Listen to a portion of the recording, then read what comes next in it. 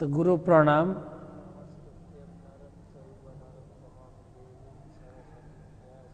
तमादिदेवं करुणानिधानं तमालवर्णं सुहितावतारम् अपार संसार समुद्र सेतुं भजामहे भागवत स्वरूपम्।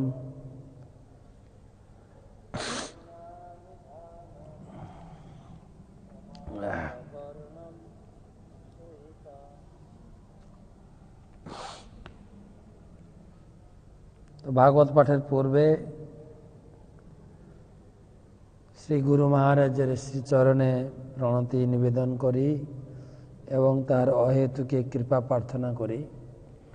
नमो विष्णुपादाय कृष्ण प्रेष्ठाय भूतले श्रीमते भक्तिवे जय पताका स्वामी निति नामिने।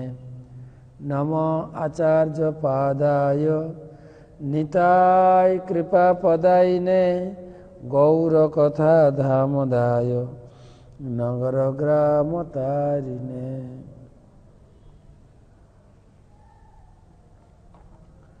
तो आज के ग्रंथराज श्रीमद् भागवतम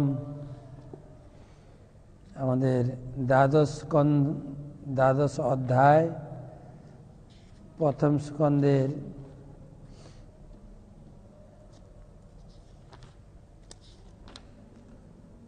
महाराज परीक्षितेर जन्म प्रसंग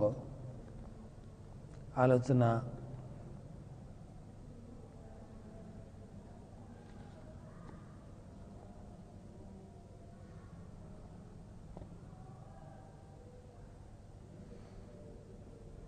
भागवत महत्व इदं भागवतं नाम पुराणं ब्रह्म संहितं उत्तम श्लोक चरितम चकार भगवान ऋषि निःश्रेयसाय लोकस्य धन्यम सस्तजनं महत्। এই শ্রীমদ্ ভাগবতম হচ্ছে পরমেশ্বর ভগবানের বাঙ্ময় বিগ্রহ এবং সংকলন করেছেন ভগবানের অবতার শিল ব্যাসদেব। তার উদ্দেশ্য হচ্ছে সমস্ত মানুষের পরম মঙ্গল সাধন করা। এটি হচ্ছে সর্বতোভাবে সার্থক, পূর্ণ আনন্দময় এবং সর্বতোভাবে পরিপূর্ণ। তো আমরা আলোচনা করছিলাম গত দুদিন ধরে পরীক্ষিত মহারাজের জন্ম প্রসঙ্গে। পরীক্ষিত মহারাজ কিভাবে মাতৃগর্ভে ভগবানের দ্বারা সুরক্ষিত ছিলেন এবং মহারাজ পরীক্ষিত শিশু পরীক্ষিত কিভাবে ভগবানকে দর্শন করেছিলেন।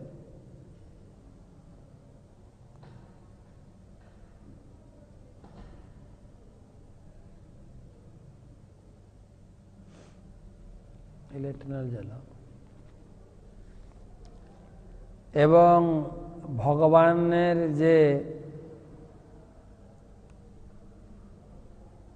যে ক্রোধের বশে যেভাবে তিনি গদাকে ঘূর্ণীয়মান করছিলেন, অশ্বত্থামার ব্রহ্মাস্ত্রকে নিস্তেজ করার জন্য, এবং ভগবানের যে রূপ তার অত্যন্ত উজ্জ্বল বসন পরিহিত, সেই রূপ শিশু পরীক্ষিত দর্শন করেছেন। চতুর্ভুজ কর্ণকুণ্ডল সমন্বিত তপ্ত কাঞ্চনের মতো কুণ্ডল এবং সে ছিল অঙ্গুষ্ট মাত্র দীর্ঘ এবং অপূর্ব সুন্দর ঘন শ্যাম বর্ণ।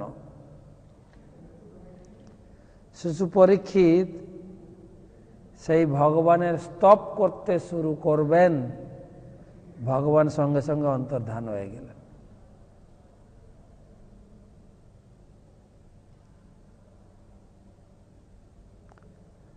তো তার পরের অংশ,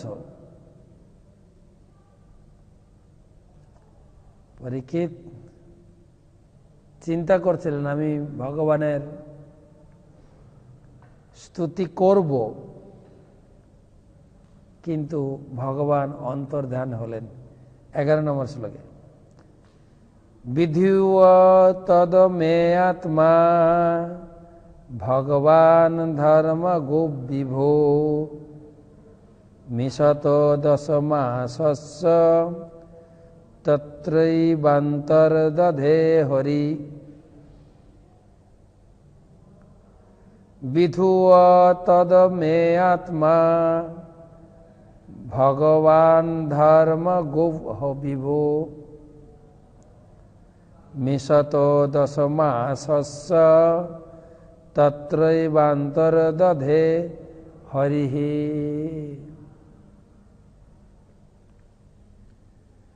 এইভাবে অনুবাদ এবং তাৎপর্য, এইভাবে শিশু পরীক্ষিতকে দর্শন দান করে স্থান ও কালের অতীত, সর্বাধিক ব্যাপ্ত, সর্বশক্তিমান, ধর্মরক্ষক পরমেশ্বর ভগবান শ্রীহরি অন্তর্হিত হলেন।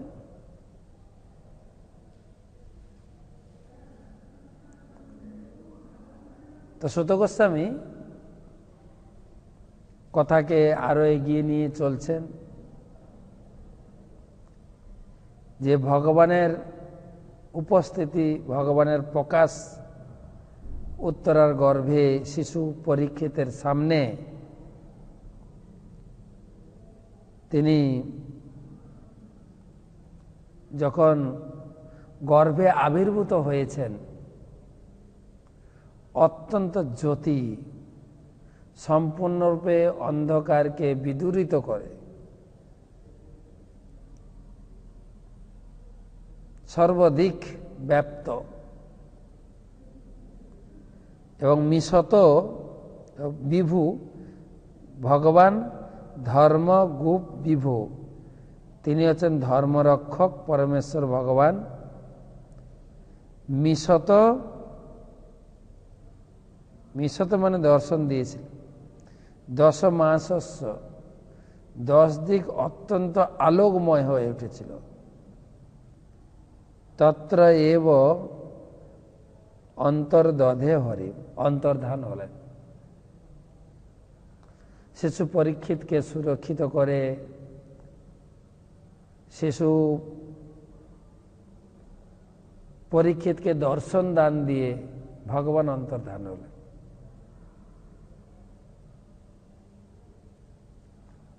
ভগবান ধর্মগুপ, ধর্মের রক্ষক, ভক্তের রক্ষক, তিনি ভক্তবৎসল। আমরাও সকলে অসহায় অবস্থায় ছিলাম মাতৃগর্ভে।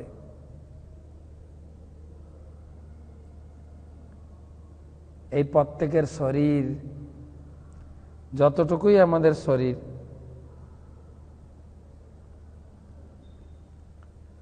এই শরীরে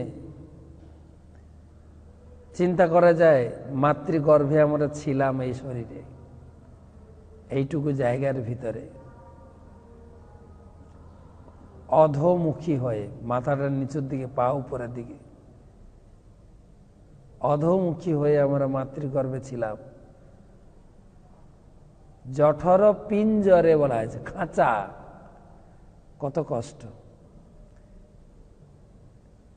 ভাগবতমের 3য় স্কন্ধ পড়লে বোঝা যায় যে অসহায় অবস্থার বর্ণনা।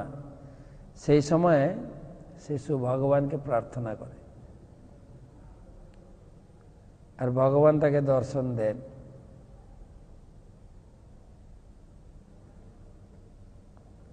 আর ভগবানের উপস্থিতি জীবনটাকে আনন্দময় করে তোলে।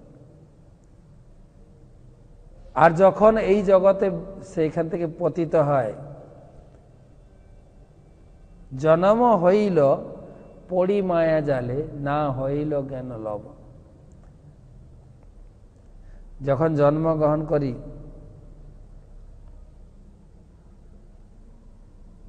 ছিল ভক্তিবিনোদ ঠাকুর তার বৈষ্ণব কবিতে তিনি লিখেছেন, ভুলিয়া তোমারে সংসারে আসিয়া পে নানাবিধ ব্যথা।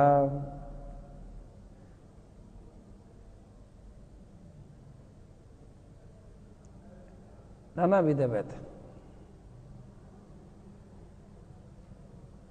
আসিয়াছি আমি তোমার চরণে, বলিব দুঃখের কথা। ভুলিয়া তোমারে সংসারে আসিয়া পে নানাবিধ ব্যথা।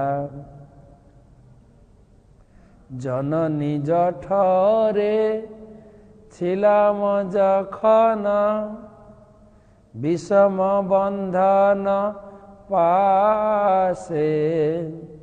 জননী জঠরে ছিলাম যখন, একবার প্রভু দেখা দিয়া মরে, বঞ্চিলে এদিন দাসে। ভগবান দর্শন দিয়েছেন, আমরা ভগবানকে দর্শন দিয়ে পেয়েছি। তখন ভাবিনু জন্ম পাইয়া, করিব ভজন তব। তখন ভগবানকে আমরা কথা দিয়েছিলাম যে জন্মগ্রহণ করে তোমার ভজন করব। জন্ম হইল পড়ি মায়া জালে, না হইল জ্ঞান লব। জন্মগ্রহণ করার পরে যখন আমরা ভূমিষ্ঠ হই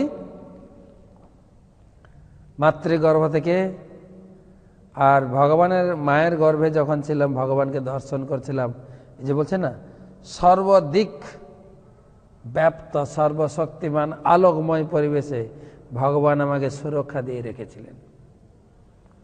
আর এই জগৎটা আছে অন্ধকার, যখন এই জগতে পতিত হয় তখন কান্না করে, আমাদের উড়িয়া ভাষায় বলে কেউটু আছো, মানে কেউটু আছো, কোথায় আছো কোথায় আছো, তোমাকে যাকে গর্ভে দেখেছিলাম, মায়ের গর্ভে দেখেছিলাম, কোথায়? পুরো জগৎটা অন্ধকার। সে ভগবানকে খোঁজার জন্য ছটপট ছটপট ছটপট করে, আর তার ভাব বা কেই বোঝে না, মা বুঝে না, বাবা বুঝে না, ঠাকুমা বুঝে, আত্মীয় স্বজন ধাইমা তাকে কাঁদাতে চেষ্টা করে, ভুলাতে চেষ্টা করে, আর ও দেখে যে আমার ভাব আর কেউ বুঝছে না, কান্না করতে করতে করতে করতে করে থেমে যায়, ব্যাস।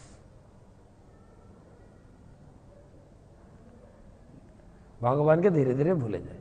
এই হচ্ছে আমরা ভুলেছি ভগবান। তো সেই আমরা সকলে ভগবানকে দেখেছি এবং ভগবানকে কথা দিয়েছি জন্মগ্রহণ করে তোমার ভজন করব। কিছু লোক বলে আমি কাউকে চিটিং করিনি, আমি কারোর সঙ্গে কথার খেলাপ করিনি, আমি সত্যবাদী, অনেক লোক বলে। তো এই কাছে আমরা হেরে যাব। যদি ভগবানকে না ভজন করি তাহলে আমরা চিটিং বাজ, আমরা হচ্ছি কৃতঘ্ন। যে ভগবান আমাদেরকে গর্ভে দর্শন দিয়েছেন, রক্ষা করেছেন, তাকে এখন ভুলে গেছি। চৈতন্য চরিতামৃতে তো কড়া ভাষায় বলছেন, জগতের বাপ কৃষ্ণ, যে না ভজে বাপ, পিতৃদ্রোহী পাতকীর জন্মে জন্মে তাপ। জগতের পিতা কৃষ্ণ, যে না ভজে বাপ। সে পিতাকে যে গ্রহণ করে না, সে জন্মে জন্মে তাকে কষ্ট ভোগ করতে হবে, যে আমরা ভোগ করছি।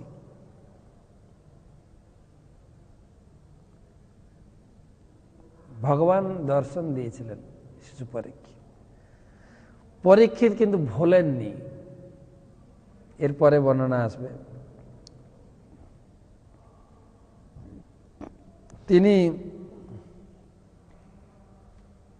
যে ভগবানকে দর্শন করেছিলেন অঙ্গুষ্ঠ পরিমাণ, এর আগে যে বর্ণনা হলো, তিনি সুন্দর, অপূর্ব সুন্দর, তার দেহ ঘন শ্যামবর্ণ, চতুর্বাহু এবং তপ্ত কাঞ্চনের মতো কুণ্ডল পরিহিত, আরক্তিম চক্ষু, যে রূপে তিনি দর্শন করেছিলেন,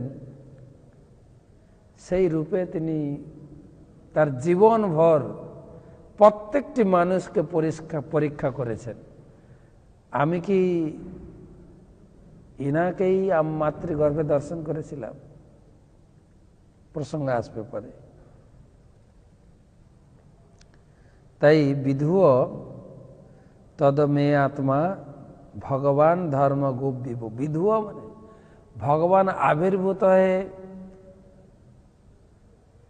উত্তরার গর্ভ বা পরীক্ষিতের সম্পূর্ণ সমস্ত প্রকার কলুষ, সমস্ত প্রকার অন্ধকারকে বিদূরীভূত করেছিলেন, গর্ভকে আলোকময় করেছিলেন।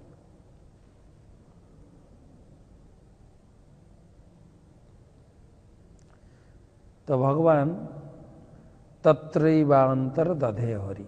হরি তিনি হচ্ছেন হরি, যিনি সকলের জীবের দুঃখ হরণ করেন।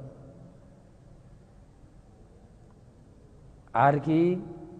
হরির কথামৃত, হরির নামামৃত, হরির প্রসাদামৃত, যা তার ভক্তের মনকে হরণ করে নেন, তার নাম হরি। হরির অনেক অর্থ। চৈতন্য চরিতামৃতে শ্রী চৈতন্য মহাপ্রভু বলছেন, হরির অনেক অর্থ, মুখ্য দুইতম।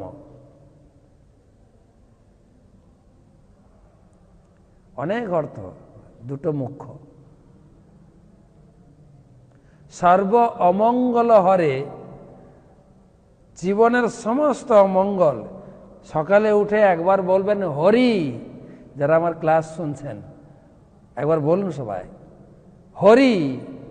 হরি বলার সাথে সাথে সমস্ত অমঙ্গল হরণ করে নেয় ভগবান। আর কি? প্রেম দিয়া হরে মন। আর তার মাধুর্য, তার সৌন্দর্য, তার কথামৃত, তার প্রসাদ দিয়ে ভক্তকে তিনি আকর্ষণ করে নেন। কত সুন্দর!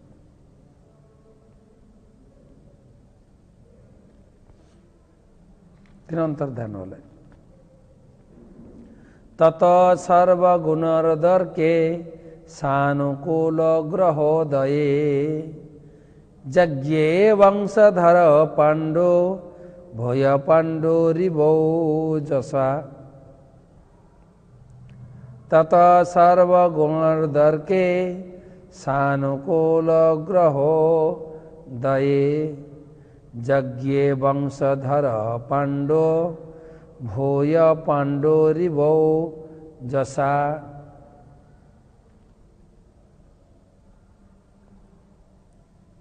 অনুবাদ: তারপর শুভ গ্রহসমূহ অন্যান্য অনুকূল গ্রহগণের সঙ্গে সম্মিলিত হলে পাণ্ডু সদৃশ তেজস্বী পাণ্ডুর বংশধর জন্মগ্রহণ করলেন। পরীক্ষিত মহারাজের জন্ম হল। পরীক্ষিত, এখানে অনেক কথা বলা হয়েছে। সর্বগুণ দর্কে, সমস্ত সদ্গুণ যখন একত্রিত হল, গ্রহ নক্ষত্রের অবস্থার শুভ লক্ষণ দিক সমূহ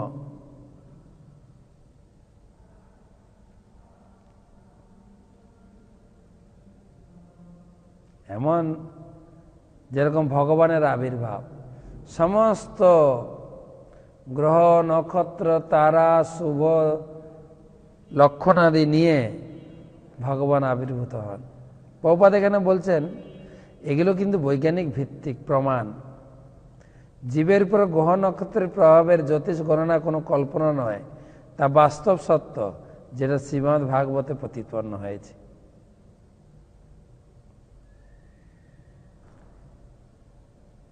জড়া প্রকৃতির নিয়ম এতই সূক্ষ্ম যে দেহের প্রতিটি অঙ্গ প্রত্যঙ্গ বিভিন্ন গ্রহ নক্ষত্রের দ্বারা প্রভাবিত। জীব তার কারাগারের মেয়াদ পূর্ণ করার জন্য গ্রহ নক্ষত্রের প্রভাবের দ্বারা পরিচালিত হয়ে দেহ প্রাপ্ত হয়।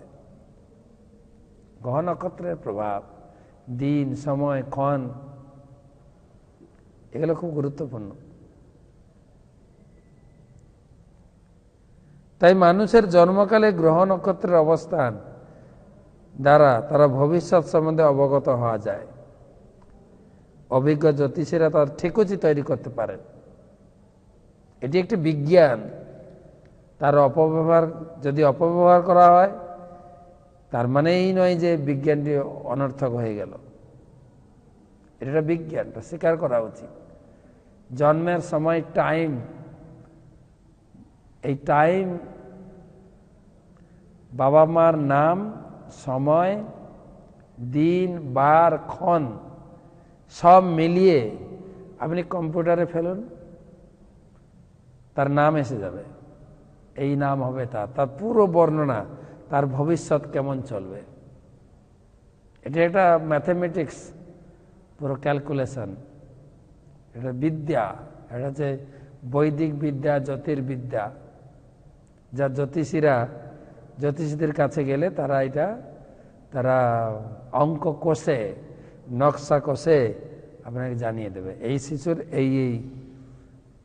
এরকম পড়াশোনা করবে, অমুক মেয়ের সঙ্গে বিয়ে হবে, এতগুলো ছেলে পুলে হবে, একদম ডিটো মিলে যাবে। যেন বহুপাদের যখন 21টি বানানো হচ্ছিল ঠিকুচি, তো গৌরমন্দে ব্রাহ্মণকে ডেকে তার ঠিকুচি তৈরি করছিলেন, আর ব্রাহ্মণ বসে বলে দিয়েছিলেন এই শিশু, কেননা শ্রী গৌরমোহন দে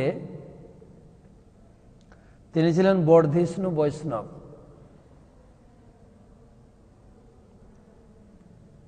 অত্যন্ত উন্নত বৈষ্ণব ছিলেন। তার আচার ব্যবহার, প্রভুপাদ বলতেন আমার পিতা কোনোদিন আমাকে শাসন করেননি। ভুলে একবার আমি বাবা বাজার থেকে আম নিয়ে এসছেন ভগবানকে ভোগ দেওয়ার জন্য, আমি খেয়ে ফেলেছিলাম। বাবা আমাকে বলেছিলেন অভয়, এটা করা তোমার উচিত নয়, বাস এইটুকু। তার মৃদু ভাষা, সাবলীল ব্যবহার সবাইকে আকর্ষণ করত। রাত্রে যখন তার কাপড়ের ব্যবসা ছিল কলকাতার বড় বাজারে, কাপড়ের দোকান বন্ধ করে ঘরে ফিরতেন, সে কাপড়ের দোকানে এক বাটি চাল রেখে দিতেন, যে ইঁদুর সে চাল খেলে আর কাপড় কাটবে না। আর আমরা তো কি করে, ইঁদুর যাতাকালে ধরে হত্যা করব। বৈষ্ণব ছিলেন। তো তিনি বাড়িতে সাধু মহাত্মা বৈষ্ণবদের নেমন্তন্ন করতেন। তার বাড়িতে ছিল রাধা গোবিন্দ শ্রীবিগ্রহ। রাধা গোবিন্দের ভোগ দিয়ে নানা প্রকার সুস্বাদু প্রসাদ বৈষ্ণবদেরকে ভোজন করাতেন, দক্ষিণা দিতেন, এবং সবার কাছে একটাই প্রার্থনা করতেন, আমার অভয়কে, আমার ছেলেকে আশীর্বাদ করুন, সে যেন রাধারানীর ভক্ত হতে পারে। তো জ্যোতিষীরা, ব্রাহ্মণেরা অভয়ের হাত দেখে বলে দিয়েছিলেন এই শিশু, তার বয়স যখন 70 বছর হবে, 7 সমুদ্র সাগর পাড়ি দিয়ে শ্রী চৈতন্যদেবের প্রেমের বাণী প্রচার করবে, সারা বিশ্বের একজন গুরু হবেন। তো গৌরমোহন দে এটা শুনে অত্যন্ত সন্তুষ্ট হয়ে প্রচুর দক্ষিণা দিয়েছিল। এই পরীক্ষিত মহারাজের ক্ষেত্রে আসবে দক্ষিণা, প্রচুর দক্ষিণা দিয়ে ব্রাহ্মণদেরকে সন্তুষ্ট করে ব্রাহ্মণদের আশীর্বাদ নিয়েছিলেন। তো সেই গ্রহ নক্ষত্রের অবস্থান এসব হাতের রেখার মধ্যে কপালের ভাঁজে প্রস্ফুটিত হয়। যারা জ্যোতির্বিদ, যারা জ্যোতিষশাস্ত্র পড়েছেন, জ্যোতিষশাস্ত্রে অভিজ্ঞ, তারা একজনকে দেখে তার এই লক্ষণগুলো দেখে বলে দিতে পারেন।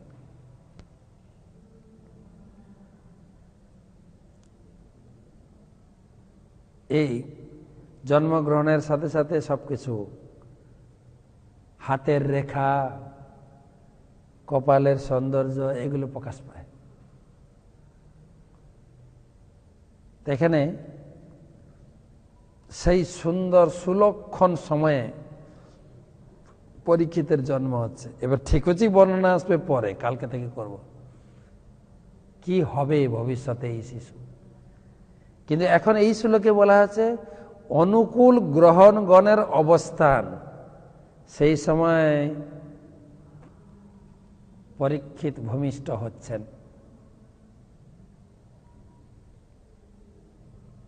প্রভুপাদ এখানে একটা সিদ্ধান্ত প্রতিষ্ঠা করছেন। পরীক্ষিত মহারাজের মতো মহাপুরুষ এমনকি ভগবানের জন্মগ্রহণ করার সময়ও এইরকম সমস্ত শুভ নক্ষত্রের সমাবেশ হয়। সেই সমস্ত শুভ গ্রহ নক্ষত্র শিশুর উপরে প্রভাব বিস্তার করে। শুভ গ্রহ নক্ষত্রে যখন সমাবেশ হয় তখন ভগবান জন্মগ্রহণ করেন।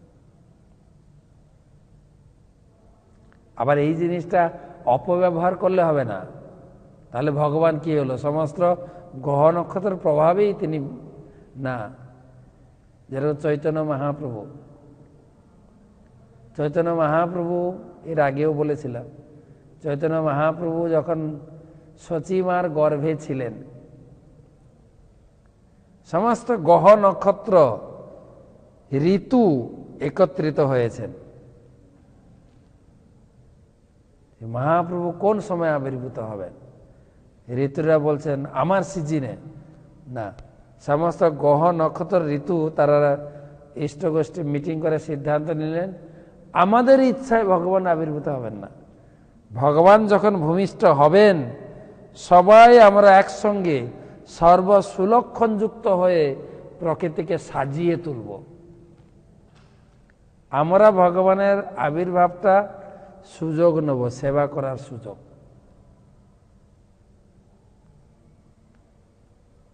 সেরকম মহান মহান ব্যক্তিদের ক্ষেত্রে হয়ে থাকে। পরীক্ষিত মহারাজের ক্ষেত্রে ছিল, প্রভুপাদের দৃষ্টান্ত দিলাম। তবে এই গ্রহ নক্ষত্রের প্রভাব এক্সাক্ট আপনাকে ধারণ করতে হবে। কখন শিশু ভূমিষ্ঠ হচ্ছে একদম সঠিক সময়, ঘন্টা, মিনিট, সেকেন্ড যদি এক্সাক্ট আপনি পান, সেখান থেকে শিশুর সুন্দর পুরো বিচারটা পেয়ে যাওয়া যাবে, তার ভবিষ্যৎ। আর যদি আন্দাজে বলা হয়, অনেক সময় আপনারা বলবেন ঠিক উচিত তো মিলছে না, মেলে না তো অনেক সময় না, টাইমটা ঠিক ধরা হয়নি। কোন লগ্ন বা মুহূর্ত বলে, এই লগ্নগুলো কোন লগ্ন অনেক বড় আছে, 1 ঘন্টা, 2 ঘন্টা, আধ ঘন্টা, 15 মিনিট। কোন লগ্ন আছে কয়েক সেকেন্ড। ওই সেকেন্ডটা যদি না ধরা হয় তাহলে আপনার গাণিতিক হিসাব মিলবে না। যা কোষ্ঠীতে লেখা আছে তা জীবনে মিলছে না, অনেক ক্ষেত্রে হয়। তবে অনেক ক্ষেত্রে আবার দেখা যায় আমরা পাথর ধারণ করি, আমরা ভাগ্যকে বদলানোর চেষ্টা করি। সেক্ষেত্রে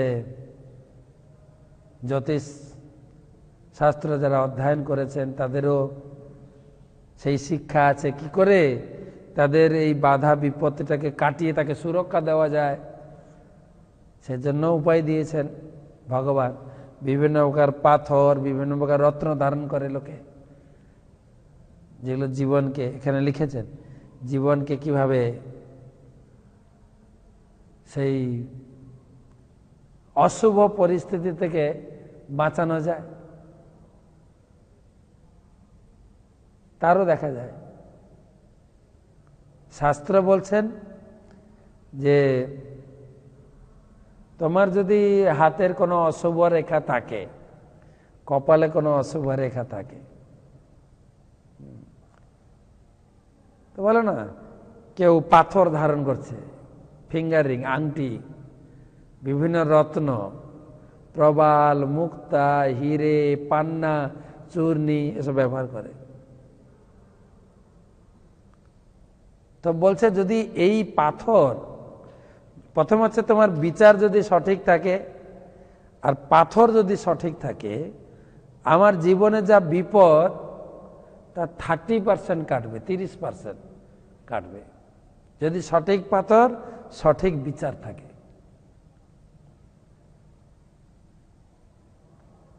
কোন কোন জ্যোতিষী, কোন কোন ব্রাহ্মণ, কোন কোন গুরুদেব গ্রহ দোষকে কাটানোর জন্য গ্রহ পূজার ব্যবস্থা দেয়। নবগ্রহ পূজা, মঙ্গল, বুধ, শুক্র, বৃহস্পতি, নবগ্রহ, যে গ্রহের দোষ লেগেছে সেই গ্রহ পূজা।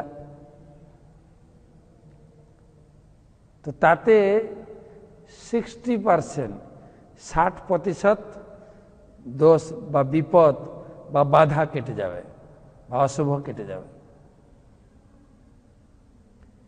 শাস্ত্রের চূড়ান্ত সিদ্ধান্ত হচ্ছে যাবান অর্থ উদপানে সর্বত সংপ্লুতোদকে তাবান সর্বেষু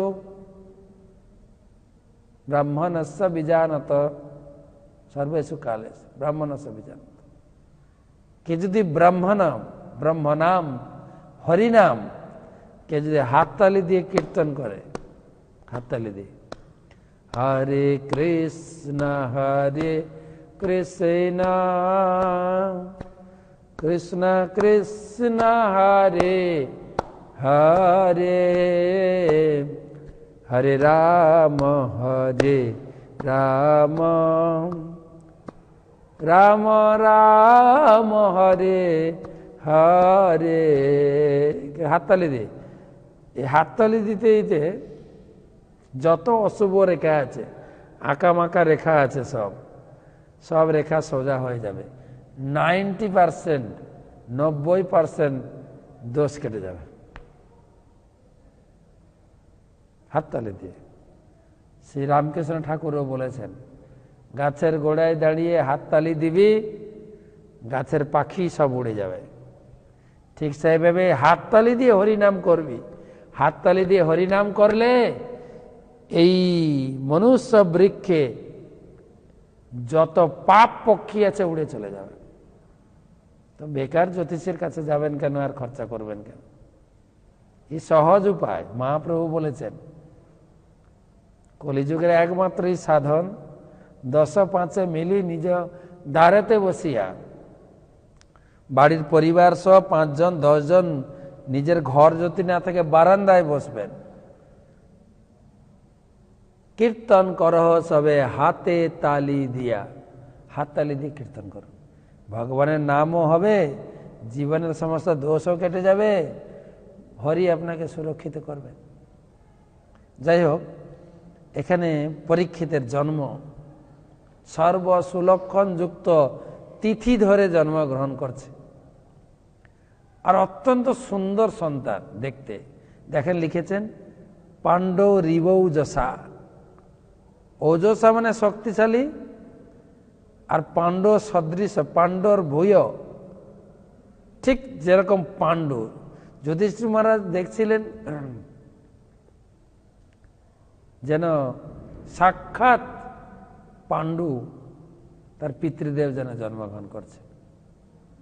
অত্যন্ত সুন্দর সন্তান, তেজস্বী, বলিষ্ঠ, তার শরীরের গঠন সুন্দর।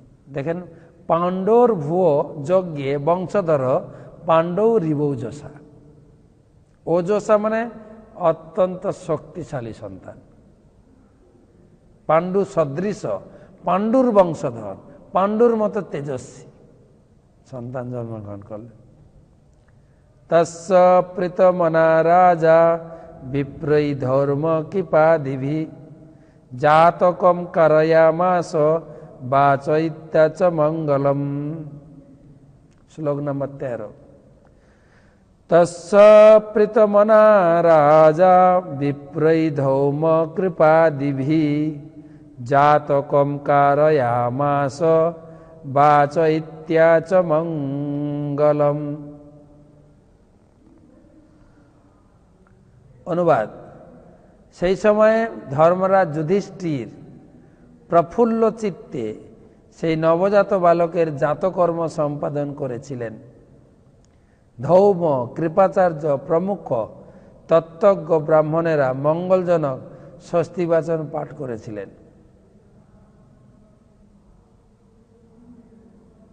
যখন সন্তান জন্মগ্রহণ করে অনেকগুলো সংস্কার আমাদের জীবন, সারা জীবনের অনেকগুলো, বিশেষ করে দশবিধ সংস্কার বলে। একজনের যে কোনো ব্যক্তির তার দশবিধ সংস্কার হয়। যেভাবে শাস্ত্রাদিতে বর্ণনা আছে, আমি ক্রম অনুযায়ী বলছি। প্রথম হচ্ছে গর্ভাধান সংস্কার। যেদিন পিতা মায়ের গর্ভে বীর্য আধান করেন, তার একটা অনুষ্ঠান মালা, ব্রাহ্মণকে ডেকে ভগবানের পূজা, ভগবানের কাছে প্রার্থনা আদি, তারপরে তাদের মিলন হবে। গর্ভাধান, গর্ভে বীজ আধান, গর্ভাধান সংস্কার। দ্বিতীয় সংস্কার আছে পুংসবন, পুত্র প্রাপ্তির জন্য তার একটা যজ্ঞ আদি অনুষ্ঠান রয়েছে। মন্ত্র উচ্চারণ, সংকল্প করানো, এগুলো। প্রথম হচ্ছে গর্ভাধান, পুংসবন, তারপরে সীমন্ত উন্নয়ন। যে মাতা গর্ভধারণ করেছেন, সীমন্ত উন্নয়ন অনুষ্ঠান, শিশুর সর্বতভাবে সুরক্ষা অনুষ্ঠান, সীমন্ত উন্নয়ন।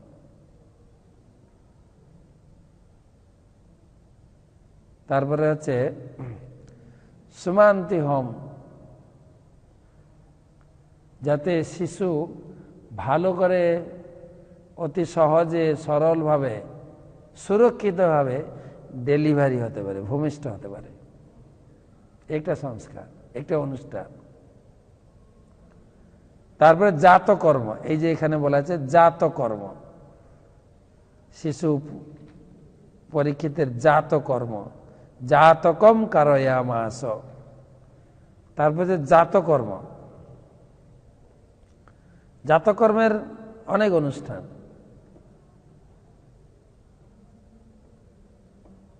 জাতকর্ম যতক্ষণ মায়ের নাড়ির সঙ্গে শিশুর নাড়ি যুক্ত থাকে, নাড়ি ছেদন, তারপরে অন্যান্য প্রক্রিয়া আদি। তারপর হচ্ছে নামকরণ আসবে,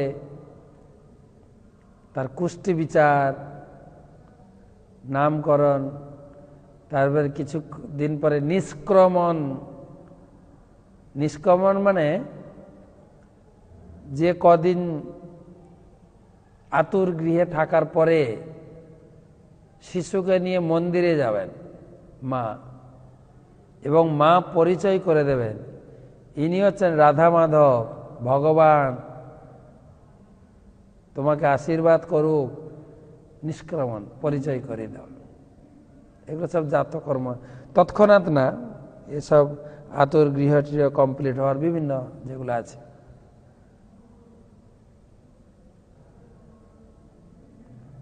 তারপরে হচ্ছে অন্নপ্রাশনম, 6 নম্বর হচ্ছে অন্নপ্রাশন। ছেলে শিশু হলে 6 মাসে, মেয়ে শিশু হলে 5 মাসে বা 7 মাসে অন্ন। প্রথম এতদিন তো মায়ের দুধ খাচ্ছিল, এখন ভগবানের প্রসাদ দিয়ে তার শুরু হচ্ছে অন্নপ্রাশন। অন্ন অর্থে ভগবানের প্রসাদ। আমাদের সনাতন ধর্মে অন্নপ্রাশন অনুষ্ঠান খুব আড়ম্বর করে হয়। শুরু হচ্ছে ভগবানের প্রসাদ দিয়ে। ভগবানকে পূজা করে, ভগবানকে ভোগ নিবেদন করে, সেই প্রসাদ দিয়ে শুরু হচ্ছে জাতকর্মে। আরেকটা অনুষ্ঠান জাতকর্মে, এটা হচ্ছে নাড়ি ছেদন, আর এটা জিভা মার্জন, জিভাতে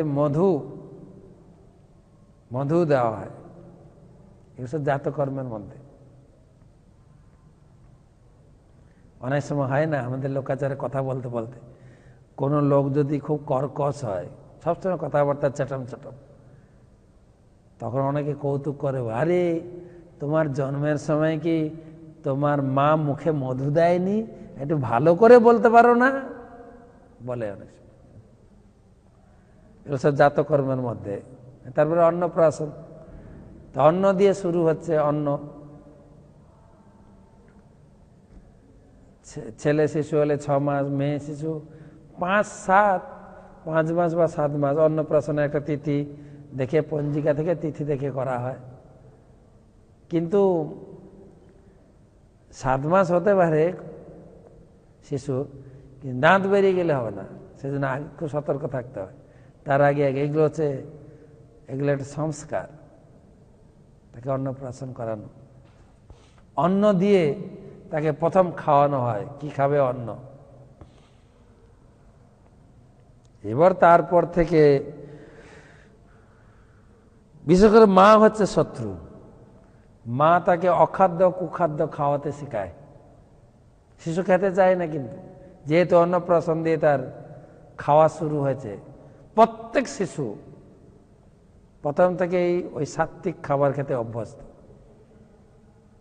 ভাত খাবে, ডাল খাবে, ভাজি খাবে, বা একটু সিদ্ধ। মা তাকে খাওয়ানো শুরু করায় ভাতের মধ্যে, শাকের মধ্যে মাছ, ডিম, আরো অখাদ্য কুখাদ্য খাওয়াতে শুরু করায়। খেতে খেতে খেতে খেতে সে আর কি করবে, খাওয়া শিখে যায়। কিন্তু অন্নপ্রাশন, আমি তো যতজনকে অন্নপ্রাশন করাই, ফার্স্ট চুক্তি করে, এই শিশুর মুখে কোনোদিন অন্য কিছু দিতে পারবেন না, কেবল ভগবানের প্রসাদ, সারা জীবন এই প্রসাদ খাবে, তবে অন্নপ্রাশন।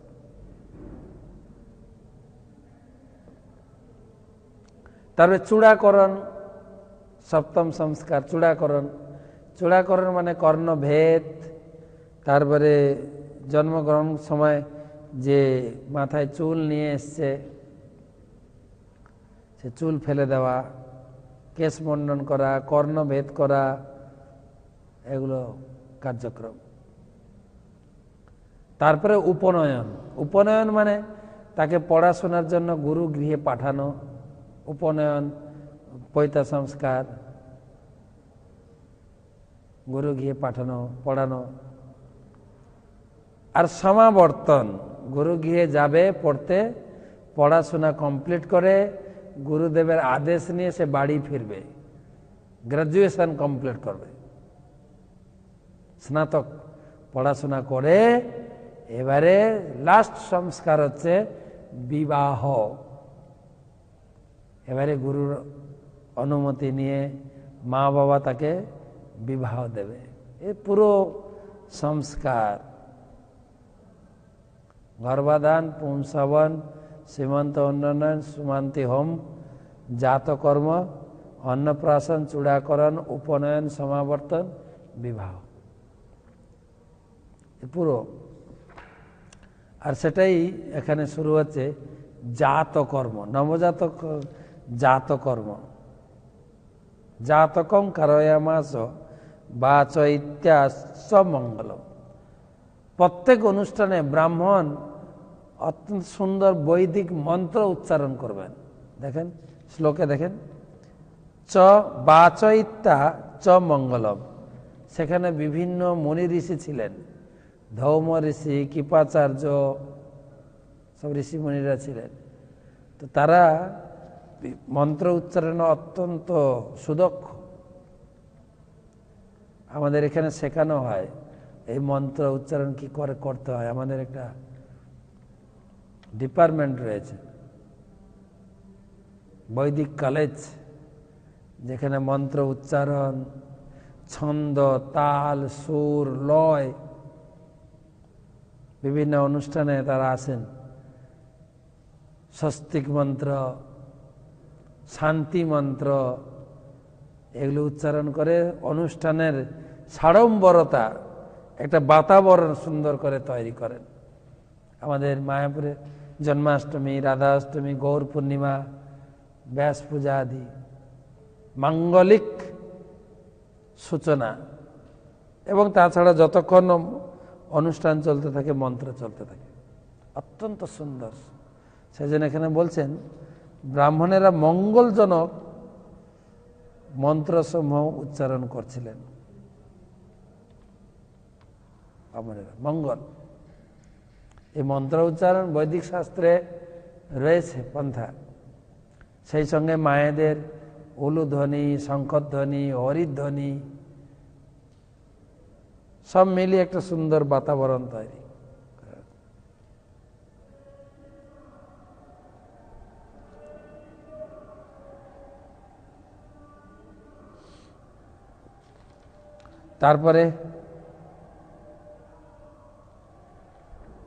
তারপরটা বড় কাজ, একটা জাতকর্ম অনুষ্ঠান করেছেন, সমস্ত ব্রাহ্মণেরা এসছেন, তারা মন্ত্র উচ্চারণ করছেন, স্বস্তিক, শান্তি, স্বস্তি, স্বস্তি সত্যি বলে আশীর্বাদ করছেন। এদিকে মায়েদের উলুধ্বনি, শঙ্খধ্বনি, অন্যান্যদের হরিধ্বনি। যুধিষ্ঠির মহারাজ খুবই আনন্দিত। 14 নম্বর শ্লোক। হিরণ্যম গাং মহিং গ্রামণ হস্তেন নিপতির্বরণ প্রাদাৎসনয়ম চ বিপ্রেভ্য প্রজাতীর্থে সতীর্থবিদ। হিরণ্যম গাং মহিং গ্রামণ হস্তি অশ্বান্নিপতিরা হস্তি অশ্ব নিপতি বরান প্রাদাৎসনম চ বিপ্রেভ্য প্রজাতীর্থে সতীর্থবিদ।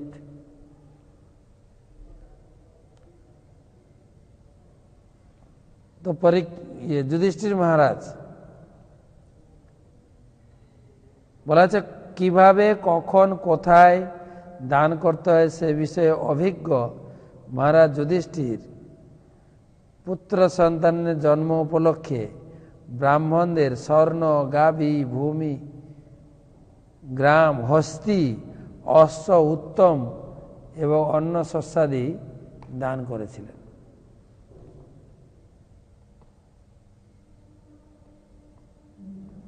করেছিলেন।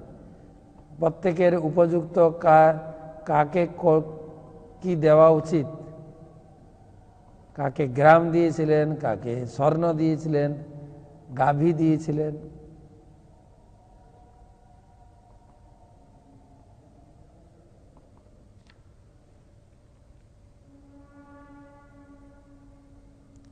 হিরণ্যম গাভী মহি, হিরণ্য গাভী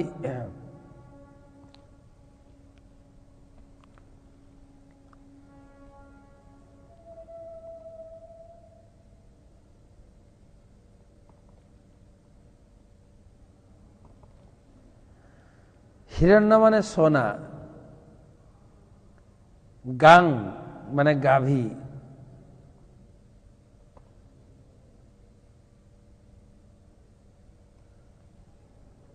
এবং মহিং, মহিং মানে ভূমি, হয়তো গ্রাম দিয়েছিলেন।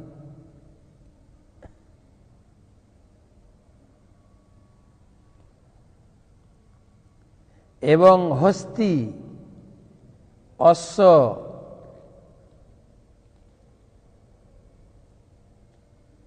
স্বর্ণ, গাভী, ভূমি, গ্রাম, হস্তি, অশ্ব এবং উত্তম অন্ন শস্যাদি।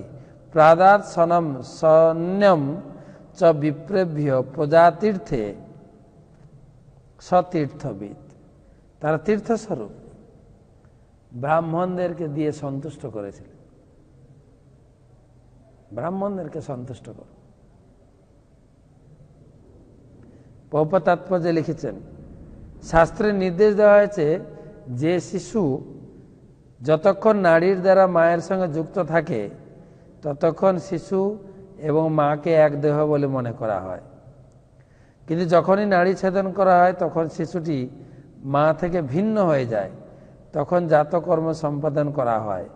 নবজাত শিশুকে দেখার জন্য সমস্ত দেবতারা, পিতৃপুরুষেরা আসেন এবং সেই উপলক্ষে সমাজে পারমার্থিক বিকাশের জন্য উপযুক্ত ব্যক্তিদের ধন বিতরণ করতে হয়। দান শিশুর মঙ্গলের জন্য প্রচুর পরিমাণে দান কার্য। আর প্রভুপাদ লিখেছেন, দান ব্রাহ্মণ এবং সন্ন্যাসীদেরই কেবল গৃহস্থদের দান করার অধিকার রয়েছে। বিশেষ অনুষ্ঠানে, বিশেষ করে জন্ম, বিবাহ, মৃত্যুর সময় ব্রাহ্মণদের ধন বিতরণ করা হতো, কেননা ব্রাহ্মণেরা সমাজের সর্বশ্রেষ্ঠ সেবা করছেন। স্বর্ণ, ভূমি, গাভী, ঘোড়া, গ্রাম, হাতি, শস্যসহ খাদ্য, রন্ধনের সমস্ত সরঞ্জাম বিষয় সমূহ পর্যাপ্ত পরিমাণে দান করা হতো। তাই ব্রাহ্মণেরা দরিদ্র ছিলেন না। পক্ষান্তরে যেহেতু পর্যাপ্ত পরিমাণে স্বর্ণ, ভূমি, গ্রাম, ঘোড়া, হাতি যথেষ্ট পরিমাণে স্বচ্ছ ছিল, তাই তাদের জীবিকা নির্বাহের জন্য চাকরিও করতে হতো না। তারা কেবল সমগ্র সমাজের কল্যাণের জন্য নিয়োজিত থাকতেন। তাদেরকে বলে পুরোহিত। পুরো মানে গৃহ, আবাস। কখনো কখনো গ্রামকেও বোঝায় পুরোহিত। তো সেই হিত মানে মঙ্গল, ব্রাহ্মণেরা হিত চিন্তা করবেন, আর ক্ষত্রিয় বা গৃহস্থ তাদেরকে দক্ষিণা দিয়ে তাদের ভরণ পোষণের ব্যবস্থা করবেন।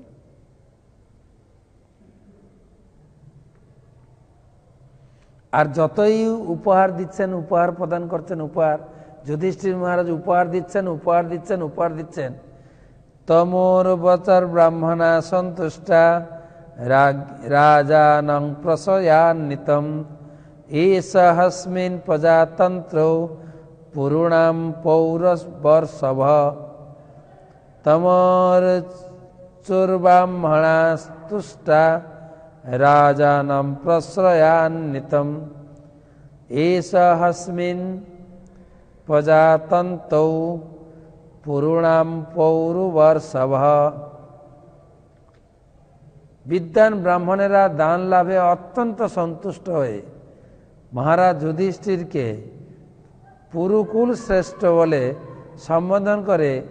তার পুত্রটি অবশ্যই পুরুবংশের উপযুক্ত। আর ব্রাহ্মণরা দান পেয়েছেন, দান পেয়ে ব্রাহ্মণেরা অত্যন্ত সন্তুষ্ট হয়েছে, সন্তুষ্ট হয়ে আশীর্বাদ করছেন, আরে এই সন্তান পুরু বংশের মহান বংশধর হবে, আমরা আশীর্বাদ করি। ধন্য হে যুধিষ্ঠির মহারাজ, আপনি উপযুক্ত সন্তান পেয়েছেন উপযুক্ত সময়ে। আর এই হচ্ছে এই পাণ্ডব বংশ, সূর্য, পাণ্ডব বংশের সূর্য অস্তমিত হতে চলেছিল, ভগবান একে গর্ভে রক্ষা করেছেন। তাই এই শিশুর নাম বিষ্ণু যেহেতু রক্ষা করেছেন, তার নাম হবে বিষ্ণু রাত। পরে কালকে আমরা আলোচনা করব। তো ব্রাহ্মণেরা আশীর্বাদ করলেন। এইখান থেকে আমরা শিক্ষা লাভ করতে পারি। আমাদেরকে আশীর্বাদ পুষ্ট হতে হবে বড়দের দ্বারা, ব্রাহ্মণদের দ্বারা, গুরুজনদের দ্বারা, তবে না জীবনে বড় হব। যতই আমরা কি বলে সাইকেল শ্রীতে প্যাডেলে ঘুরিয়ে ঘুরিয়ে দৌড়াই না কেন, গুরুজনদের দ্বারা আশীর্বাদ পুষ্ট না হলে তো জীবনে বড় হওয়া যায় না। আমরা ব্রাহ্মণদেরকে সম্মান করতে শিখি, গুরুজনদের সম্মান করতে শিখি, এবং গুরুজনদের, ব্রাহ্মণদের আশীর্বাদ কিভাবে প্রাপ্ত হতো তাও যেন শিখি। আমাদের সমাজে প্রচুর ধর্মকর্ম অনেক কিছু হচ্ছে, ব্রাহ্মণদেরকে সম্মান দেওয়া হয় না। যতটা সম্মান ঠাকুর তৈরির যে মিস্ত্রি তাকে দেওয়া হয়, যতটা সম্মান প্যান্ডেলওয়ালাকে দেওয়া হয়, ডেকোরেটর, ততটা সম্মান ব্রাহ্মণকে দেওয়া হয় না। লাইট, প্যান্ডেল, ঠাকুর সবকিছু আড়ম্বর করে সাজানো হয়।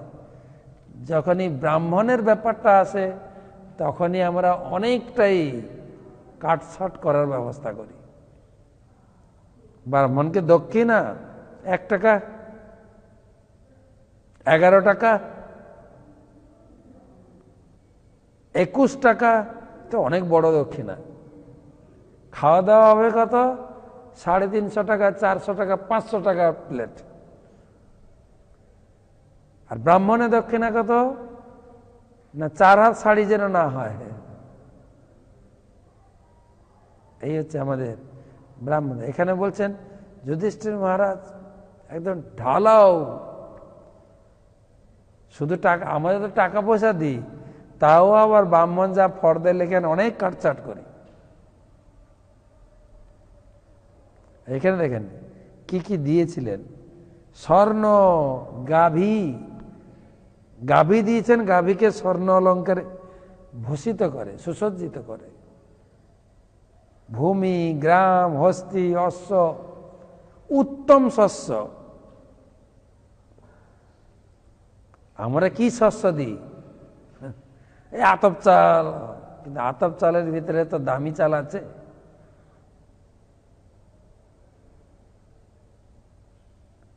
উত্তম, যতটুকু আপনি বাড়িতে অনুষ্ঠান করেন, শিশুর অন্নপ্রাশন, বিবাহ অনুষ্ঠান, কমপক্ষে এই যে জাতকর্ম বা শিশুর যে অন্নপ্রাশন আদি, একদম ব্রাহ্মণকে হৃদয় খুলে দান করা উচিত।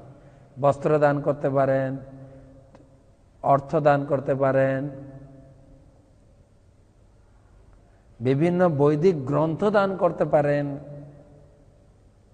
আমাদের তো অন্নপ্রাশনের সময় পরে জিজ্ঞাসা করে কত টাকা দক্ষিণা দেব,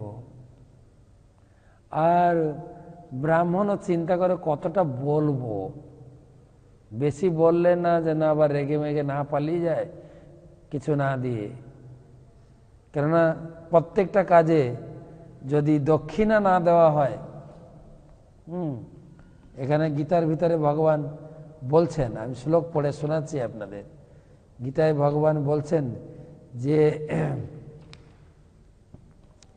যে অনুষ্ঠানে, যে যজ্ঞে, যেখানে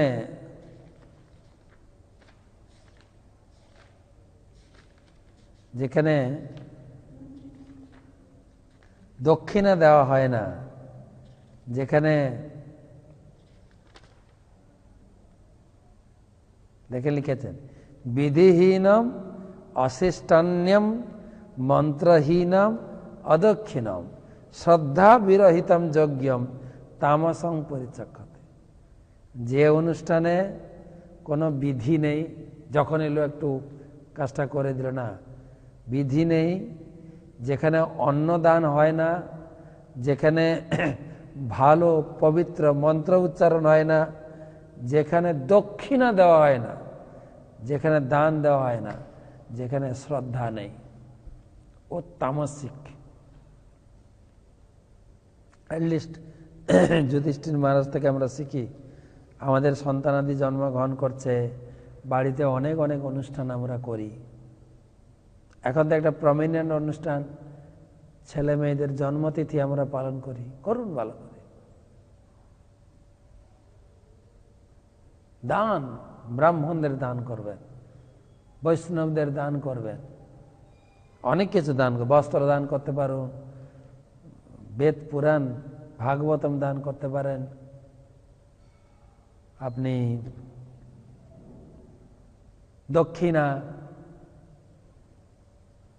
তার যা প্রয়োজন তবে আশীর্বাদ। আরেকটা হচ্ছে এটা আমাদের কর্তব্য। নীতিশাস্ত্রে বলেছেন যে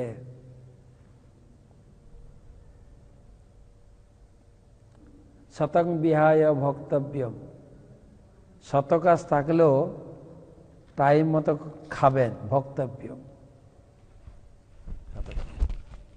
সহস্রম স্নানম আচরের, হাজার কাজ থাকলেও টাইম মতো স্নান করবেন। লক্ষ্য বিহায় দাতব্যম, লক্ষ্য কাজ, লক্ষ্য দায়িত্ব থাকলো, এবছর আমার মেয়ের বিয়ে, এই বছর আমার ছেলের পরীক্ষা, লক্ষ্য দায়িত্ব থাকলো আপনি মন্দিরে দান পাঠাতেই হবে। কোটিং শতা হরি স্মরেত, কোটি কাজ থাকলেও হরি স্মরণ করতে হবে। চাণক্য পণ্ডিত বলছেন হস্তস্য ভূষণম দানম সত্য কণ্ঠস্য ভূষণম, হাতের ভূষণ হচ্ছে দান করো, দান দান। হাতের ভূষণ নয় যে আমি কত সোনার বালা পরেছি, কত আংটি পরেছি, ভূষণ নয়। হস্তস্য ভূষণম দান, হাতের ভূষণ হচ্ছে দান। সত্য কণ্ঠস্য ভূষণম, সত্য কথা বলছে গলার ভূষণ, এই হার ভূষণ না, কিন্তু সত্য। কর্ণস্য ভূষণম শাস্ত্রম, কানের ভূষণ, কানে এতগুলো ফুটো লাগালে রিং ঝোলালেও হয় না, মেন ভূষণ হচ্ছে শাস্ত্র কথা শুনব।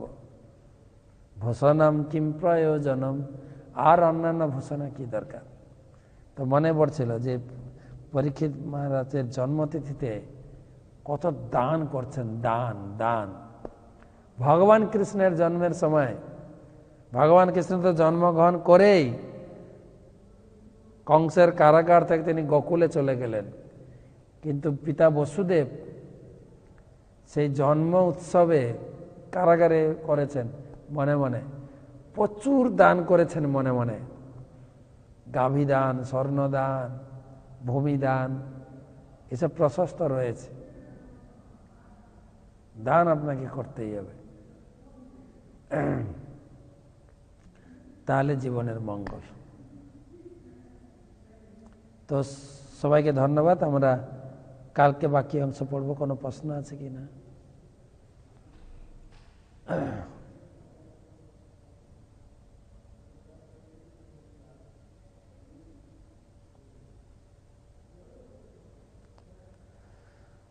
হ্যাঁ, প্রশ্ন।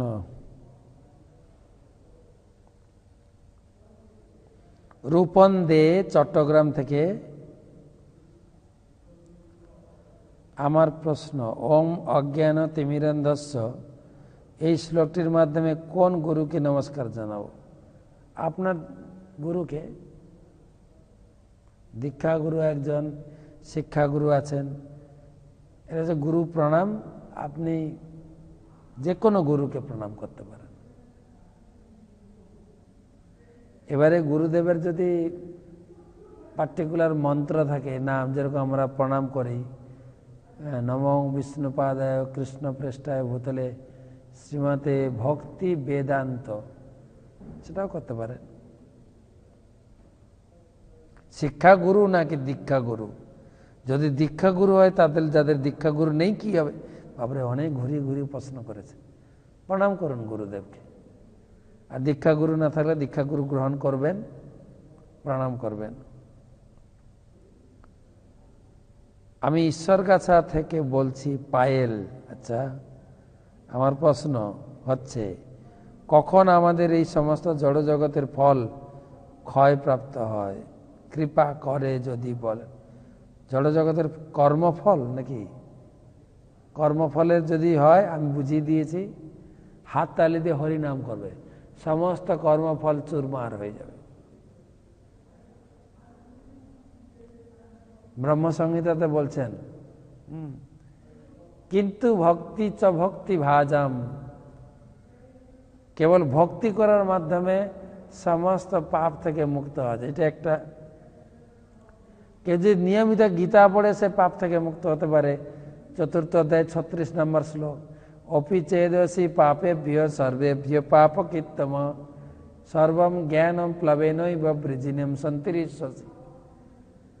হে অর্জুন, তুমি যদি পাপ থেকে পাপিষ্ঠ হয়ে থাকো, গীতার জ্ঞানকে আশ্রয় করো, সমস্ত পাপ থেকে মুক্ত হয়ে যাবে। পাপ থেকে মুক্ত মানে কর্মফল থেকে মুক্ত।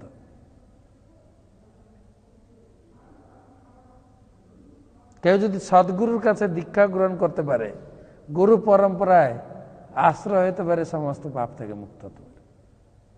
মহাপ্রভু জগাই মাতাকে দীক্ষা দিয়েছিলেন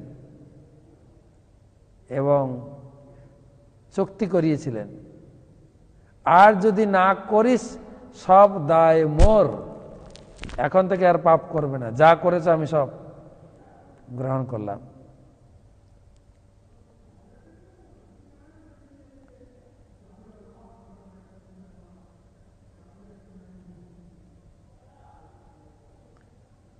দেবব্রত পাল ইউকে, ইউনাইটেড কিংডম থেকে প্রশ্ন করেছেন,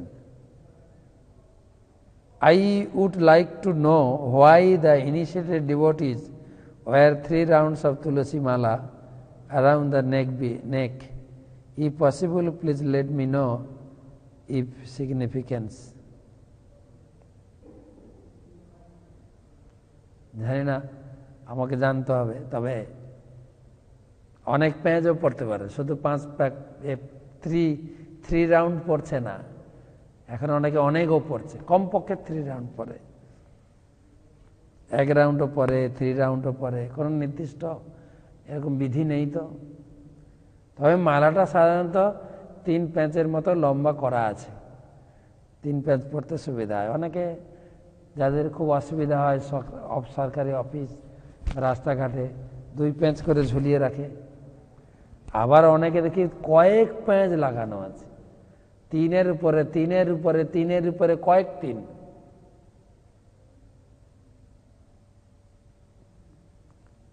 যে কোনো উপায়ে আপনি পড়ুন, এমনি নির্দিষ্ট কোনো পাই না।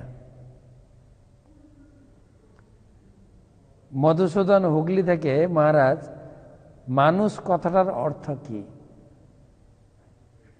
মনু থেকে আমাদের জন্ম, তাই আমাদের পরিচয় হচ্ছে মানুষ। ভগবদ্গীতার 4th অধ্যায় এই শিক্ষা আমরা পেয়েছি। মনুষ্য জাতির জনক মনু। এবং বিবস্বতে যোগম প্রত্যবানম হবভয়ম বিবস্বান মনবে প্রাহ। মনবে, মনু ইক্ষাকু অব্রবীত। যেহেতু মনু থেকে আমাদের জন্ম, তাই আমাদের পরিচয় হচ্ছে মানুষ বা মানব।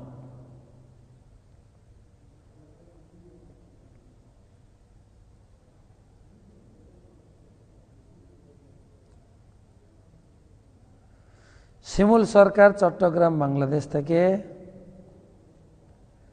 ভগবান কৃষ্ণের হাতে যে সমস্ত অসুরদের মৃত্যু হয়েছে, তারা তো আমাদের মতো সাধারণ কোনো জীব ছিল না।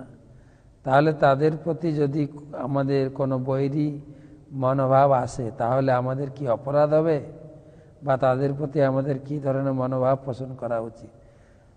ভগবানের হাতে যারা বধ হয়েছেন, ভগবান যারা আশীর্বাদ পেয়েছেন, ভগবানের সঙ্গে পুরো টিম, ভগবানের পার্ষদ, এই মনোভাব পোষণ করবেন। তারা অসুর না, অসুরের অভিনয় করেছেন। যেরকম আমরা নাটক করি, নাটকের কিছু কিছু অনুকূলেরও কি বলে পজিটিভ রোল করতে হয়, কিছু নেগেটিভ রোল করতে হয়। যেরকম হরিদাস ঠাকুর যদি নাটক করা হয়, হরিদাস ঠাকুর একজন সাজবেন, আর কিছু লোক 22 বাজারে হরিদাস ঠাকুরকে পিটাবেন। তো পিটানোর লোকও দলের, যে হরিদাস ঠাকুর রোল করে সেও দলের। তো ভগবানের অসুর যারা, তারাও ভগবানের পার্ষদ। তারা যখনই ভগবান আসেন, ভগবানের এই বিরুদ্ধ আচরণ রোলটা তারা করেন। যেরকম হিরণাক্ষ, হিরণ্যকশিপু, তারপরে তারা এলো শিশুপাল, দন্তবক্র, তারপরে তারা এলো জগাই মাধাই, একই ব্যক্তি তো। ভগবানের সঙ্গে যেরকম কি বলে হিরণ্যাক্ষ, হিরণ্যকশিপু, তারপরে হচ্ছে রাবণ, কুম্ভকর্ণ, এই পুরো টিম। ভগবান কৃষ্ণের সময় ছিলেন ভগবান কৃষ্ণের মামা কংস, সেই কংস মহাপ্রভুর সঙ্গে এসছেন। চাঁদ কাজী রূপে মহাপ্রভু তাকে মামা বলে ডাকতেন। পুরো টিম ভগবানের পার্শ্বদ তারা, তাদের অভিনয়। যেরকম আজকে আমি ভক্তিশাস্ত্রের ক্লাস দিচ্ছিলাম, ধৃতরাষ্ট্র তো ভগবানের পার্শ্বদ। এমন নয় যে ধৃতরাষ্ট্র একদম অসুর, না।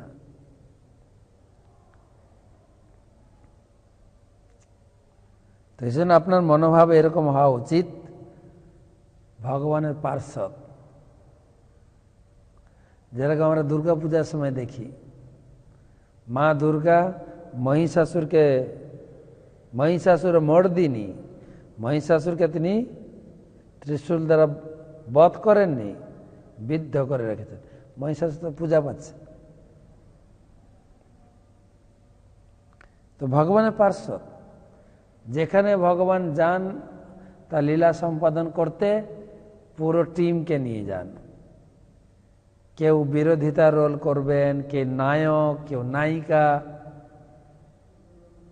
আর প্রত্যেকের রোল, যেরকম যাত্রা বা সিনেমাতে দেখি না, এক একজন ভিলেনের রোল করে তো ভিলেনই রোল করে, এক একজন নায়কের রোল করে তো নায়কই করে। এই ভগবানের টিমেও তাই। রাধারানী ভগবানের শক্তি, রাধারানীর পিতা বিষভানু মহারাজ, সেই রাধারানীর পিতা বিষভানু মহারাজ এসছেন পুণ্ডরিক বিদ্যানিধি, আর রাধারানী এসছেন গদাধর। কৃষ্ণলীলায় ছিলেন বাপ বেটি, পিতা পুত্রী, আর চৈতন্য লীলা এসে গেলেন গুরু শিষ্য। একই তো, পিতা পুত্রী মানে গুরু শিষ্য। সুদামা বিপ্র যে কৃষ্ণলীলায় ভিখারির রোল করেছে, শুক্লাম্বর ব্রহ্মচারী সেম ভিখারির রোল। কেন এক একটা রোল এক একজন ভালো ফোটাতে পারেন, সেভাবে করছেন ভগবানের পার্শ্বদ। বিপ্লব শিকদার, বগুলা নদিয়া থেকে। পূজা তীর্থ কি ভুবনে? পূজা তীর্থর কি আমিও তো জানি না। পূজা তীর্থ আমি পড়লাম নাকি? প্রজাতীর্থ মানে প্রজা মানে যার, প্রজাতীর্থটা আলাদা জিনিস। আপনি যদি 14 নম্বর শ্লোক থেকে যদি বলেন প্রজাতীর্থ, প্রজা মানে যার জন্ম হয়েছে, তীর্থ মানে সময়। এই জাতকর্মের সময় যত শুভ অনুষ্ঠান করতে পারেন, দান করবেন, লোককে খাওয়াবেন, এটা কোনো নির্দিষ্ট জায়গার নাম না। সন্তানের যখন জাতকর্ম অনুষ্ঠান হয়, তার নাড়ি ছেদন হচ্ছে, তার কি বলা যায়, আরো অন্যান্য মঙ্গলাদি কার্য, নাড়ি ছেদন, তারপর কি বলে জিহ্বা মার্জন করে, জিহ্বাতে মধুদান, এই যে অনুষ্ঠানটা হয়, এই অনুষ্ঠানের সেই মুহূর্তকে ধরে আপনি দান করুন, ভোজন দান করুন, অর্থ দান করুন, এটাকে বলে তীর্থ। দেখেন আপনার শব্দার্থে আছে, দেখেন পুত্রের জন্মদিন উপলক্ষে দান অনুষ্ঠান। প্রজা মানে যার জন্ম হয়েছে, প্রকৃষ্ট রূপে জাত, তাই প্রজা বলা হয়। প্রজা প্রকৃষ্ট রূপে জাত, প্রজা তীর্থ মানে দান করুন। তাই জাতকর্ম অনুষ্ঠানের শুভ সময়ে যুধিষ্ঠির মহারাজ প্রচুর দান করেছিলেন। তো সবাইকে ধন্যবাদ, কালকে আবার দেখা হবে।